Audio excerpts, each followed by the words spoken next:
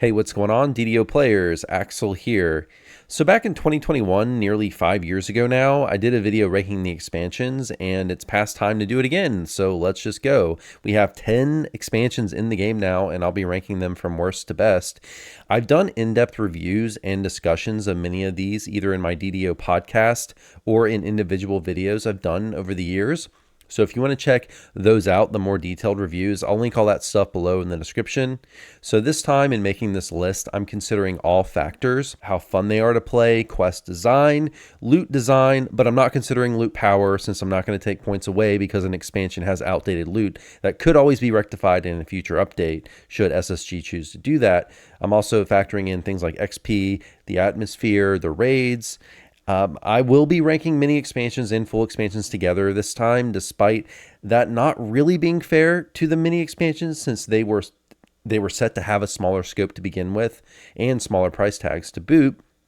But with SSG seemingly going away from the mini expansion concept nowadays, with the last couple of expansions being full expansions, I thought it was best to just include them all in one list. And I'm also not considering anything that was included in the expansion bundles with the content, especially the higher tier stuff. So that means things like enhancement trees, races, classes, cosmetics, things like that. I'm just considering the content. And also, this list is not a list of my personal favorite expansions. That would be a different list. I'm trying to be as objective as I can possibly be in ranking these. I'm going to rank them not in terms of my personal opinion. I mean, it is my opinion, but not in terms of my personal taste, but what I think are actually objectively the best expansions. So I don't believe any expansion in DDO is bad necessarily, but something has to go last. So at number 10, I've put Vecna Unleashed, which was DDO's 8th expansion, and it was released on August 16th, 2023, and this was a mini expansion. And this slot, so at number 10, this was pretty close with what I'm putting at number 9, and I could have flipped them, and I did change my mind a few times when making this list, but ultimately I went with Vecna at number 10. And as I said before, mini expansions are inherently at a disadvantage on this list, and they have a smaller price tag, but they also have a smaller scope, which definitely hurt Vecna a little bit in this ranking. So Vecna Unleashed, let's start with the loot. It has excellent loot, and it's still fairly meta for the end game going into 2026, but it does, on the flip side, have somewhat pointless loot for heroics since it's minimum level 18, and it's just too high a minimum level. People don't tend to gear for level 18. They'll just equip stuff at level 15, like the Sharn loot, for example, and just use that up until level 20 when they can get epic loot and upgrade their gear sets. The raid Fire of a Morgrave that was included with this expansion is solid, but it is short and small in scope. I always like running Fire of a Morgrave. It has some good mechanics with the Balor. The Balor also looked really cool on release, and you have to kind of guide it through the raid, and there's ice orbs that you have to break at times if the Balor gets a certain buff. There's tank rolls, there's some trash management. It's a pretty good raid. It's just lacking. What it really lacks is just additional phases leading up to the boss fight. Really cool boss fight, but it needed a few phases leading up to the boss fight. So this being a mini expansion, they did cut out the wilderness, so there is no wilderness area. But when it comes to Vecna, the bottom line is the reason I'm putting it last, and the main issue I have with this expansion, is that the quests drag. They drag really badly, and I don't think any expansion in DDO is bad, but this one I find to be the least fun out of all of them just to play. Quests like Bark in the Blade, Law and Order, Vecna Unleashed, which is the quest of the same name, and quests like Vecna Denied, these are long quests that don't have enough meaningful variance in the gameplay. It's hack and slash the whole way through the expansion without too much else. There are some new enemy types here like the Nothic that look cool. I think the art team from SSG, Standing Stone Games, that's the company that makes DDO, and Lotro, by the way, they always do a good job with the art design, and the Nothics look cool. But these new monsters in this expansion didn't cause me to approach encounters any differently or mix up my gameplay, and not in the way other new monsters from expansions did, like, for example, the Forge Race in Sharn. Those cause you to approach encounters differently. The Cursing Shadows in Mists of Ravenloft, the Drow Priestesses, and Menace of the Underdark, all these are types of monsters that really cause you to play the game differently, but the monsters in Vecna just didn't, which was a disappointment. The expansion needed some more variety, quests that aren't just hack and slash. Now, a lot of content in DDO is hack and slash. That's kind of the name of the game when it comes to DDO being an action-based MMO. But when so many quests are long on top of that, like in this expansion, the lack of variety really stands out and gets felt. The only quest that does something different is Grand Theft Auto. Something meaningful that I find meaningful to be different is Grand Theft Auto, but even that one is mostly hack and slash, even if they tried to throw in a little bit of a learning curve and some puzzles and things. So I think a mechanic like there's a lot of things they can do and have done to mix up gameplay. Things like the quest Pilgrim's Peril and Sharn, where they make you care about kill order. I would have loved to see something like that in this expansion, or maybe a platforming focused dungeon like Spies in the House, or maybe a puzzle focused dungeon. Something like that would have been cool. The story here I think is fine, but it is a little bit of a knock against this expansion, just because at this point, for y'all that remember back at this time, the Vecna storyline had been dragging on for years in DDO, and I think myself, along with most in the community, were ready to move on at this time. They had already covered Vecna extensively in previous adventure packs and in Isle of Dread expansion, so we were just ready to move on at this point. At number 9, I have the Shadowfell Conspiracy, which was DDO's second expansion, which was released August 19th, 2013. And Shadowfell isn't technically a mini expansion, but the smaller scope it had pretty much lines up to a mini expansion, even if it wasn't technically one back then. They didn't do mini expansions back in 2013. The expansion doesn't offer as much as it should have on release in terms of content. There was no raid, and it feels pretty disjointed, being split between two areas, which is Wayloon Prison and the Stormhorns, even if I actually think both areas are quite good. But the expansion still, it was a step down after the first expansion, Menace of the Underdark, the previous year, and it did get a lot of criticism at that time on release for not quite living up to Menace of the Underdark.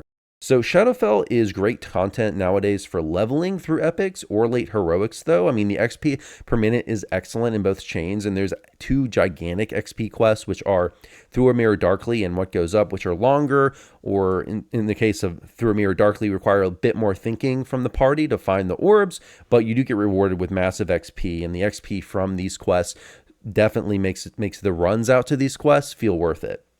When I say runs, I mean running through the wilderness areas. So Shadowfell, even though it has no raid, it does have these 2 very involved wilderness areas. There's a lot of smaller missions inside each of them. It's not just the standard Slayerware Explorer, and I really like that. I like when DDO takes its wilderness areas and gives you mini missions inside them, something else to do that kind of extends the gameplay there of the wilderness area and gives you some reasons to hang out there. So both of these wilderness areas have that, and they have a lot to do and explore, even if XP per minute minded players don't particularly care about that. But I still think it's really cool, particularly for casual players, all these little mini missions. The loot in this expansion isn't nearly as interesting or offer the variety of more recent expansions. Not really a lot to say about it, and probably of all the expansions, this is the loot that has aged the worst. There's really not much in the Shadowfell expansion that is being used today. Now, I'm not taking points off of it, as I said previously. For that, I just thought it was worth noting. Of the 2 sections of Shadowfell, I think Stormhorns is definitely better. It's great in terms of atmosphere. It's very Skyrim-esque in terms of its setting. What Goes Up, the capstone of the Stormhorns, to me is a top 10 quest in DDO. Has a good infight with a very nice story. The ending cutscenes are really neat. I wish this was a raid, actually. None of these quests in the Stormhorns overstay their welcome, and I never get tired of running them. They don't feel like a slog. Wayloon is not quite as good, but it's still a solid area, solid pack of quests. Some mechanics like the Shadows and the Shadowkai Assassins were fine, and they work a little bit different at the time of release, but they weren't earth-shattering either. Through a Mirror Darkly, as mentioned before, the capstone quest in Wayloon Prison has a bit of a learning curve, which is totally worth it because of the XP. At number 8, I have The Sinister Secret of Saltmarsh. This was DDO's 6th expansion, and it was released on August 4th, 2021. This was the first mini expansion DDO ever had, and this is when it introduced its mini expansion concept. So you basically get a little less content, but you got about half the price, paid about half the price. Saltmarsh to me has some of the best loot design of any expansion just because it does have 3 tiers. It has minimum level 3, minimum level 20, and minimum level 30 tiers. So this is loot that can grow with you as you level. If you want to, you could farm out a gear set in heroics and then upgrade it to epic and then upgrade it again to endgame when you get to endgame. So there's multiple different layers, which I really like with the crafting. The level 30 loot in general is not as good in terms of the numbers as newer expansions overall, and the heroic loot is not that meaningful as far as just because it's minimum level 3 and those levels go fast. But the epic set at minimum level 20 is really nice, and I myself use it quite a bit. It's really nice as a base generalist set that can work for a lot of different builds, even if it isn't best in slot for any particular build. The quests in this expansion are solid. I think the setting is not quite as, definitely not as mind-blowing as other settings in DDO, just because this Saltmarsh is basically a big mud pit, and it's not just, and that is intentional because of the lore, obviously, but it just doesn't really inspire you, I guess, to adventure as much as something like Ravenloft or even something like Mithranor. There are some quests in this pack with a learning curve. So there's quests like Haunting of Saltmarsh and Danger at Dunwater, which have a little bit of learning curve. The quest under the Cover of Darkness lets you approach it in a few different ways, which I really like. Rest for the Night is more of a tower defense style quest where you have enemies spawning all around you at multiple different points and that you have to fend off. The variety here is decent, and most quests definitely don't overstay their welcome. No raid in this expansion is unfortunate, and that's definitely its biggest drawback. But and it also does have a small wilderness area, which isn't particularly interesting. A lot of vets really like it because of its min-max potential to farm sentient XP, but in terms of the design itself, it's not particularly interesting. No depth here really, just standard Slayer, Rare Explorer. And yeah, but as said, I mean, the best thing to say about it is really the farming potential here with sentient XP or Slayer kills. But there's not really a lot to do in the wilderness area. If this expansion had a raid, I'd probably rank it higher. I actually personally really enjoy Saltmarsh, actually running the quest, but with no raid in a smaller scope wilderness and in the setting being what it is, it's hard for me to objectively rank it higher on this list than number 8. At number 7, I have The Chill of Ravenloft, which is DDO's 10th expansion, and as of the recording of this video, it's the most recent expansion, and it was released on August 20th, 2025. The loot system in The Chill of Ravenloft continued what worked well by modeling it after Isle of Dread dinosaur bone crafting, but it goes a bit further in terms of customization, offering the most customization of any loot to date. Items here consist mostly of crafting slots with much fewer static effects. The Sun Moon augment system also was continued for Mithranor. And they also continue from Mithranor the much disliked by the DDO community rare loot system, which is basically certain loot has a very, very small drop rate. Though they did up the drop rates a little bit in comparison to Mithranor. So it's slightly easier to get the rare loot, but with the rare loot, the way it works, you still have to hit a rare loot table, which has a very small percentage chance to get when you open a chest. Just to simplify it for anyone, who's not super familiar with DDO listening to this video, it's just has some loot that's very hard to get. The quests I find to be average in this expansion. Nothing too ambitious here. Notable, little to nothing in terms of new mechanics. There's no new puzzles, no new traps, no new striking new gameplay features that stood out. Some new monsters, which as I previously mentioned for other expansions, cosmetically look really cool, but they don't play different or require the party to approach encounters differently either. So the gameplay just basically stays the same as other DDO content, which is very area of effect DPS focused without too much emphasis on kill order or using a tank unless you're really going into the higher difficulties. Nothing really like that.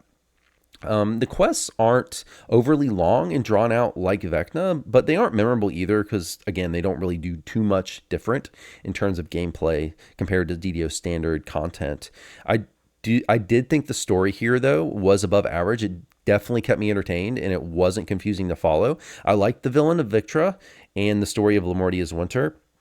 And it's definitely one of the more enjoyable ones for me to follow, even if some people won't necessarily like that they did go with the kind of revamped version of Lamortia as compared to the more traditional storyline of Lamortia.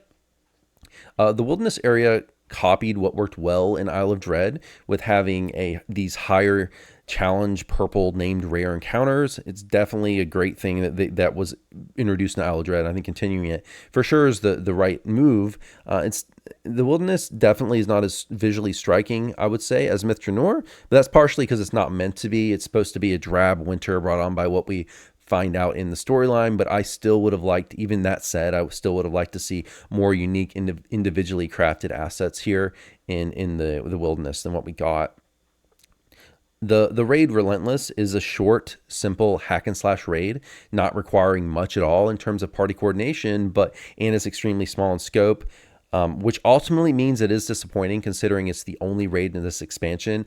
A expansion that only has one raid, I expect a higher scope. If it had 2 raids, then it would be different. But when it's the only raid in a full expansion, yeah, I want a more scope than that. And there's nothing wrong with a shorter raid, and it would have been a good raid for, say, an adventure pack.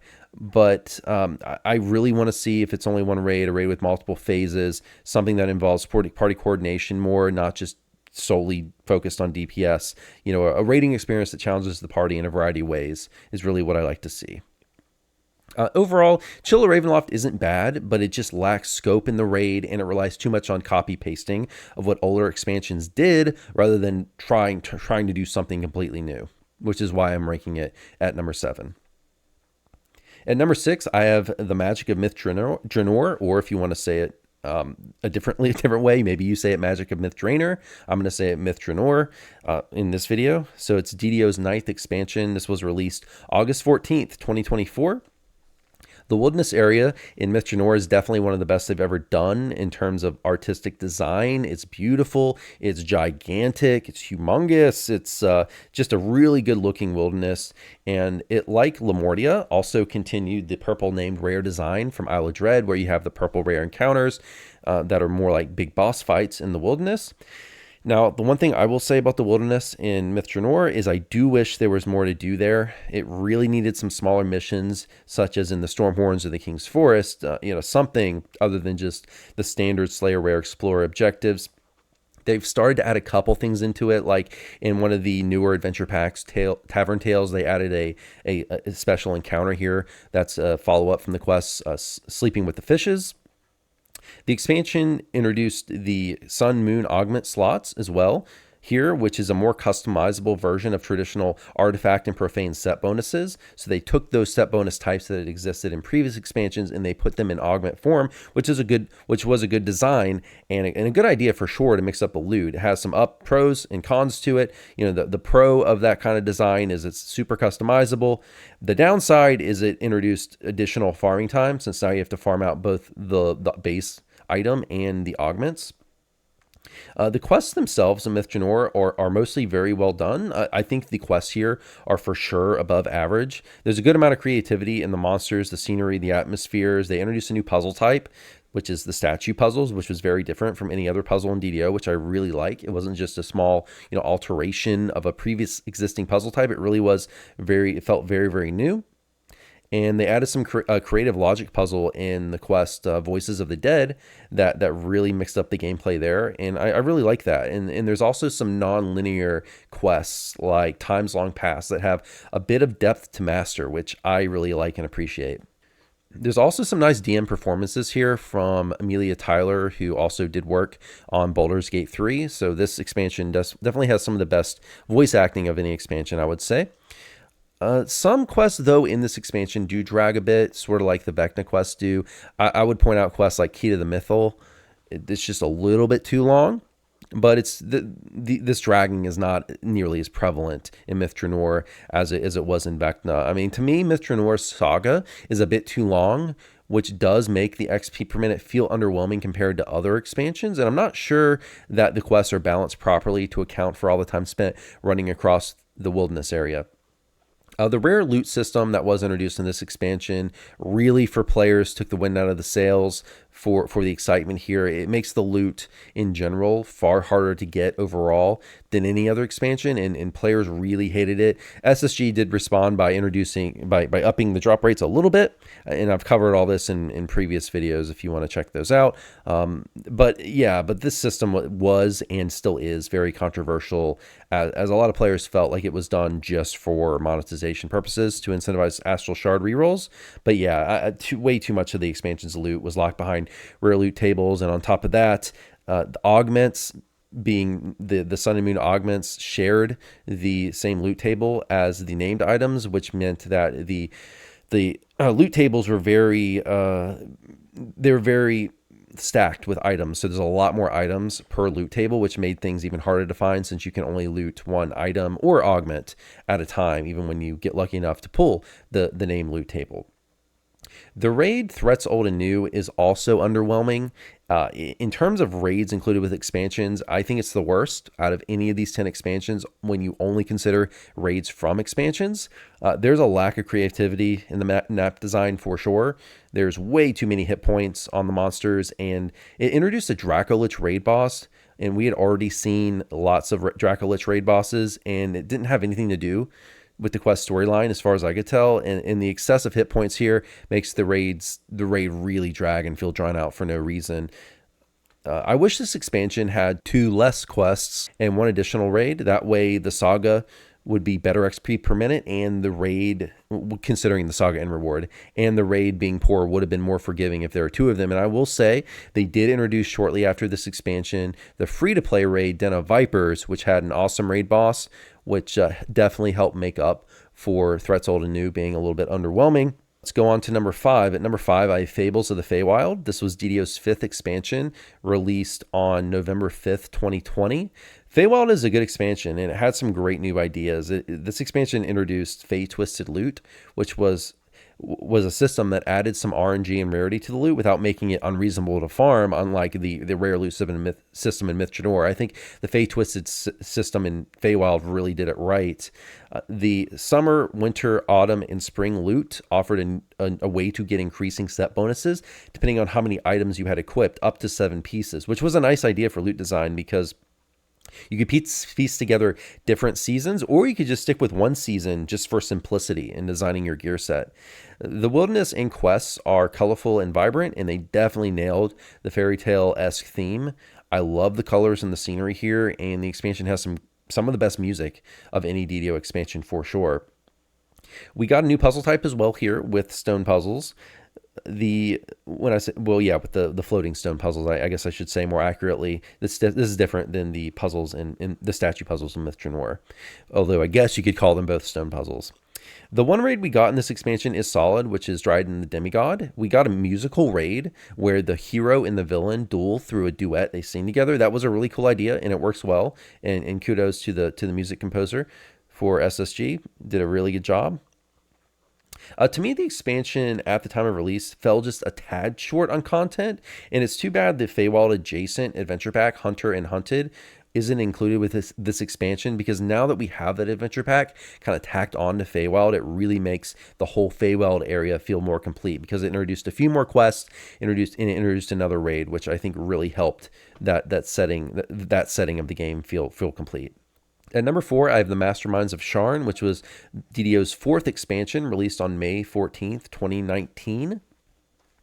This expansion to me doesn't feel as immersive and atmospheric as Feywild, and I could have easily swapped the two, but I gave Sharn the nod here because of its sheer quantity of content. It has 2 large chains of quests, both with their own sagas, and 2 raids. It also has extremely popular loot for heroics, and honestly, I've always felt like the heroic loot from Sharn was overpowered, but it's super, super popular. Probably the most popular heroic gear that there is. In terms of design, the gear isn't anything revolutionary, but they do sit at that great, fantastic level of 15 for the heroic gear in particular. And some players even use this loot all the way from 15 until they get to level cap. The cogs is one of the best XP per minute chains in the game, considering the saga reward. It's super popular area. I mean, the main chain and the cogs are both super popular. and just because of the XP per minute, it's so good. The Cogs Wilderness is fine. They're standard Slayer rare explorers, and there also is somewhat of a learning curve in getting to the quests here. The developers took some chances in the quest design with some mechanics here, which I really like with the source sleds. So source sleds in the quest just business let you fly around the quest, and I really appreciate, because this is something that the developers tend to not do these days. But during this time, I really appreciate the developers. They didn't play it safe. They took a chance. They tried something very, very different, tried mixing up the gameplay design. You could argue whether that succeeded or not, but I really appreciate them trying new things that really make you play DDO differently. As someone who is somewhat of a critic of DDO here on YouTube from time to time, I tend to highly value that in gameplay design when they try to mix up the gameplay in any way. So with the sourceless in particular, it's definitely debatable on whether that adds to the experience or not, or whether they're good or not. But I will say they are completely optional and completely ignorable in the one quest just business that they appear. So you don't have to use them if you don't like them. In terms of monsters, Forge Race were a very interesting new add. They're very scary. They have a short range, almost like breath-like attack. I don't know if it's actually a breath attack, but it's sort of like a flaming hands type attack, which does massive damage. So they have to be respected in combat, and it definitely made us play encounters a little differently, and definitely be more careful around them, particularly if you play a melee. The raid Project Nemesis is a good raid, and it requires a lot of party coordination and communication. I really appreciate that. I really want to see more raids in DDO where DPS isn't the sole determining factor of success, just how much damage your party does. I really like it when in raids where they require the party to communicate and do some kind of management and have a variety of different roles, and that raid definitely does it. Now, the second raid in this expansion, Too Hot to Handle, I've always thought was a really badly designed in terms of the difficulty scaling, as it was absurdly difficult on release, even on normal. Even on normal and release, most players could not complete this raid. And even today, after 6.5 years of power creep and multiple level cap increases, today in 2025 going on to 2026, most public groups still can't complete it on hard. Public groups don't have any problem on normal these days, but most still can't do it on hard, which is just really goes to show you how highly they scaled the difficulty in terms of the monster damage here and the fire damage just in general in this raid. It's also a raid that can just really go bad very quickly if you don't watch the different Forge Race spawns and keep those down. And though the raid's not an issue today when it comes to completing, it was an issue at the time, and I have to note that. The public area is the other thing about Sharn, which I was disappointed in with this expansion. I wish it was bigger. You can kind of just run around the edge of the city. You can't really, I don't feel like I can go into this gigantic city of Sharn and really explore it. You can kind of just look at it as you're sitting there on the ledge. I really would have liked something more along the lines of, say, like Evening Star, that type of public area where you could really go through the city. That's one thing I really thought was missing from this expansion. At number 3, I have the Isle of Dread, which was DDO's 7th expansion, and it was released on June 22nd, 2022. This is a great expansion in many different ways. It introduced a lot of great ideas, and it was set in a very fresh prehistoric themed location that we'd never seen anything like this in DDO before. It feels very, very unique. And fighting dinosaurs is just fun. The wilderness design was also great. It was very revolutionary at the time, and it introduced some great ideas. The aforementioned purple named boss rares, they were introduced in this expansion. It was a fantastic idea. Along with putting unique ingredient drops and unique named loot in the wilderness, the devs really put meaningful incentives for players to engage in the wilderness area. The loot in this expansion, while definitely overpowered, was great in terms of design. It's one of the best crafting systems ever. Dinosaur bone crafting added an additional layer of customization and flexibility to loot, which felt like it had just the right amount of grind to craft. Later systems were more craftable, more flexible, but they also introduced a lot more grind, such as in Methranor. The raid Skeletons in the Claws is also top tier. It's one of DDO's best raids ever. It was a fully fleshed out raid that didn't feel shortcutted. unlike more recent expansions, Skeletons in the Closet has 3 unique phases, including the boss phase, and even multiple optionals on top of that, and an optional where you fight the Hand of Vecna there at the end. The raid required significant party coordination. I really liked the treasure hunt aspect of this expansion as well. That was really well done. The developers at the time they hid a lot of different lore-based clues called dark secrets throughout the expansion quests and areas, and it took the player base months to figure them out and how to use them, but they were ultimately used in the raid to get some extra optional objectives and some unique optional loot. Monster-wise, the Kopru was a really nice add to DDO. It definitely made us approach encounters differently. We have to go into fights and dodge these slow floating orbs that do chaos damage, really high amounts of it, and it definitely caused us to play differently and be careful, which is what I really liked about, say, Forge Race and Kopru, just something that mixes up the gameplay. That's what I think new monsters should do in an expansion, make us approach an encounter differently. The only downsides of this expansion that I can think of is I don't think this really isn't a downside, but I don't think the 6-player, the regular quests really did that much that was particularly interesting or groundbreaking. They're fairly average quests, but the crafting, raid, and wilderness design in this expansion are top tier and more than make up for that. At number 2, I have Menace of the Underdark, which was DDO's first expansion, released on June 25th, 2012.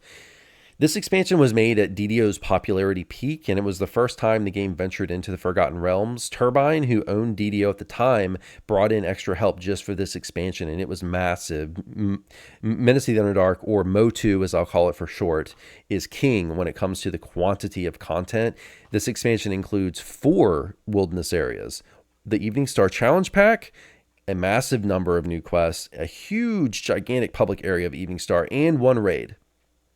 I also think in terms of immersion in story, this expansion and the expansion I have ranked at number 1 are above the others in terms of story and immersion. As far as the 4 wilderness areas, these ones are each unique and have tons to explore. The King's Forest I've already mentioned a few times already in this video, but yeah, it has unique encounters that gave you additional mini missions to do inside the wilderness area in addition to the normal Slayer, Rare, or Explorer objectives. And this is something they later bring to the Shadowfell Conspiracy as well.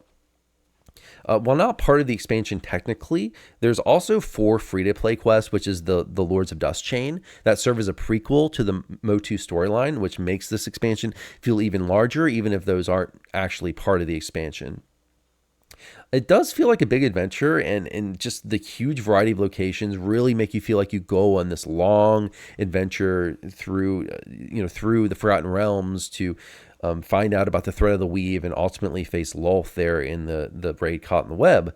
The loot design here in MOTU isn't anything special, though. There was some crafting with a tune to heroism, but it's mostly non-craftable named items here.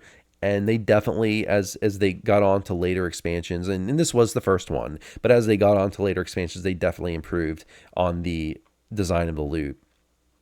In terms of monster design, I think Drow Priestesses were excellent designed monster. I love the Drow Priestesses.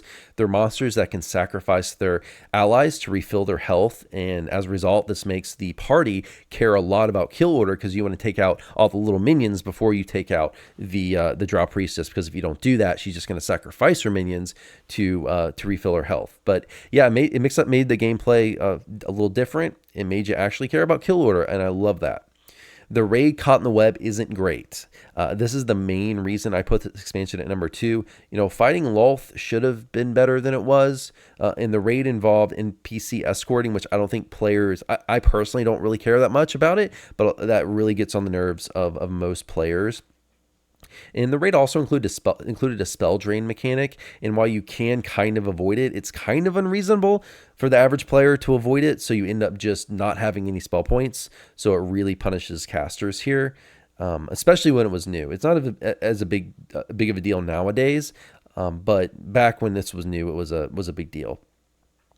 At number 1, I have Mist of Ravenloft, which is DDO's 3rd expansion, released on December 6th, 2017. And Mists of Ravenloft is still, in my opinion, DDO's best expansion, going on, what, 8 years later.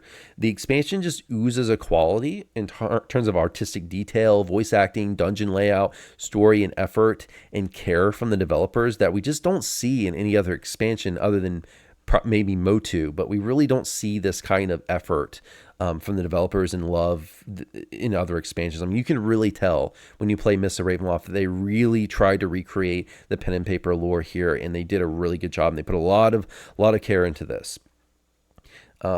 Yeah, so these quests, so let's get into the quests now. The quests have a lot of meat on the bone here. So quests like Invitation to Dinner are huge and have a ton to do and explore. They're just really deep and involved quests, which some players may actually not like it, because I think the second chain of quests here actually has quite a bit of a learning curve to it. And these aren't the easiest quests to run first time through, but they do have that kind of meat on the bone that makes them, I think, more replayable, more fun to replay than some other quests. The wilderness here I really have to highlight, because I think it might be the best wilderness expansion, wilderness in any expansion. I mean, this expansion wilderness is just gorgeous, and I think it's a shame that there's not a ton of reasons for players to engage in it. I mean, it does have the standard Slay Rare and Explorers, but you don't actually have to run through this wilderness to get to the quests. So I think it's an aspect of this expansion that is not appreciated enough by players, because if you actually go out there and look at it, I mean, there's all these individually crafted areas and castles, and just artistically, it's just so pretty. And it's just, you can tell the copy paste here was very minimal compared to other expansions. Just very, very well done. There's 2 raids here in this expansion, which is the Curse of Strahd and Old Baba's Hut. The Curse of Strahd is just straight up one of the best raids ever in DDO, maybe even the best. It has multiple unique phases that challenge the party in a lot of interesting ways, and it leads, again, it's something I value highly, is it leans heavily on party coordination and not just DPS or defense checks. The second raid, Old Baba's Hut, isn't quite as good, and definitely overuses the tile puzzles, and it lengthens out the raid by having you run the raid almost, you can almost say you run it twice. With just a little bit of slight variation with the wisps on the second run, but it's still a solid raid. I think it's still decent. And also, I have to note, it has 2 raids, which is something we don't get with newer expansions. So it's hard for me to even be too critical of Old Baba's Hut, when at least with this expansion we got 2 raids, which we're not getting anymore.